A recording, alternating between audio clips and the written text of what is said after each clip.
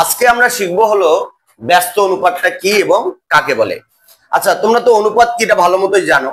যেমন ধরো আমি এখানে একটা অনুপাত লিখতেছি 3:5। এটা কি একটা অনুপাত? এটা কি অনুপাত বলতো? এটা একটা সরল অনুপাত। এটা সরল অনুপাত, আবার এটা লঘু অনুপাতও বলা হয়। এটা সরল অনুপাত, আবার এটা একটা লঘু অনুপাত। কেন?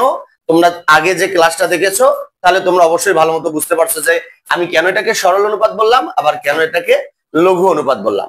আচ্ছা, এই অনুপাতটাকে যখন আমরা উল্টায় দেব যে 5:3, কি অনুপাত হলো এটা? 5:3।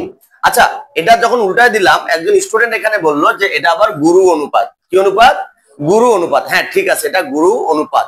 কিন্তু এটা গুরু অনুপাত হলেও এটা কিন্তু একটা অনুপাতের বিপরীত। এটা একটা অনুপাতের কি বিপরীত? উপরে একটা অনুপাত ছিল সরল অনুপাত, ওই সরল অনুপাতটার এটা আমরা কি করেছি? উল্টায়া দিছি। কি করছি? উল্টায়া দিছি। উল্টানো মানে কি করেছি দেখো, এটার পূর্ব রাশি ছিল কত? এটার পূর্ব রাশি ছিল 3, আর উত্তর রাশি কত ছিল? উত্তর রাশি ছিল 5। সেটাকে উল্টায় দেওয়ার কারণে এই উত্তর রাশিটা হয়ে গেছে কি রাশি? পূর্ব রাশি। আর পূর্ব রাশিটা হয়ে গেছে কি রাশি? উত্তর রাশি। কি বুঝছো না বুঝো নাই? কারণ এটা উল্টায় দেওয়ার কারণে এই অনুপাতটা হয়ে গেছে ব্যস্ত অনুপাত। কি অনুপাত? ব্যস্ত অনুপাত। কি অনুপাত হয়ে গেছে? ব্যস্ত অনুপাত। এখন ব্যস্ত অনুপাত ছাড়াও তোমরা এখানে এই অনুপাতটাকে বলতে পারো গুরু অনুপাত। কেন? কারণ যে অনুপাতের পূর্ব রাশি বড় এবং উত্তর রাশি ছোট, সেটাকে কি অনুপাত বলে? গুরু অনুপাত বলে। কিন্তু এটাকে কেন ব্যস্ত অনুপাত বলা হয়, এটা তো আগে আমাদেরকে জানতে হবে। তাহলে এটার সংজ্ঞাটা আমি তোমাদের লিখে দেই, কারণ এটার সংজ্ঞাটা তোমাদেরকে কি করতে হবে? মনে রাখতে হবে। সংজ্ঞাটা কি, মানে কাকে বলে, এটা কি? এটা লিখবা যে সরল অনুপাতের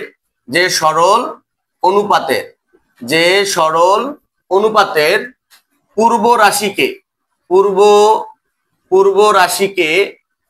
রাশিকে উত্তর রাশি এবং উত্তর রাশিকে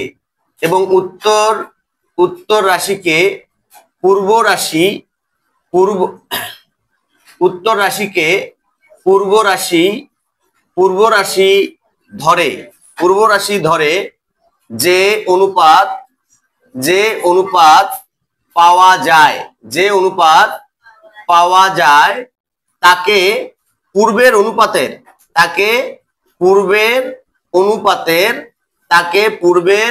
অনুপাতের ব্যস্ত অনুপাত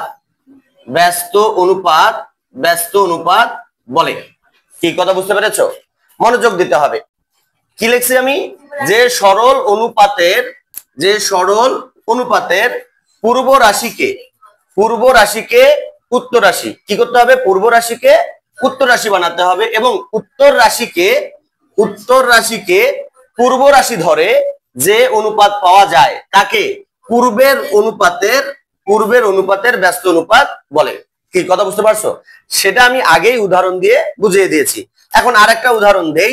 মনে করো 11:13। এইটার যদি আমরা ব্যস্ত অনুপাত নির্ণয় করতে বলি, তাহলে কি হবে? তাহলে 13টা সামনে চলে আসবে আর 11টা পরে চলে যাবে। তার মানে উত্তর রাশিটাকে আমরা পূর্ব রাশি বানাবো এবং পূর্ব রাশিটাকে আমরা উত্তর রাশি বানাবো। এটাই হলো ব্যস্ত অনুপাত। ব্যস্ত অনুপাতের আরেকটা নাম আছে। ব্যস্ত অনুপাতের আরেকটা নাম হলো বিপরীত অনুপাত। ব্যস্ত অনুপাতের আরেকটা নাম কি? বিপরীত অনুপাত। তাহলে আমরা এটা মনে রাখবো যে ব্যস্ত অনুপাতের আরেকটি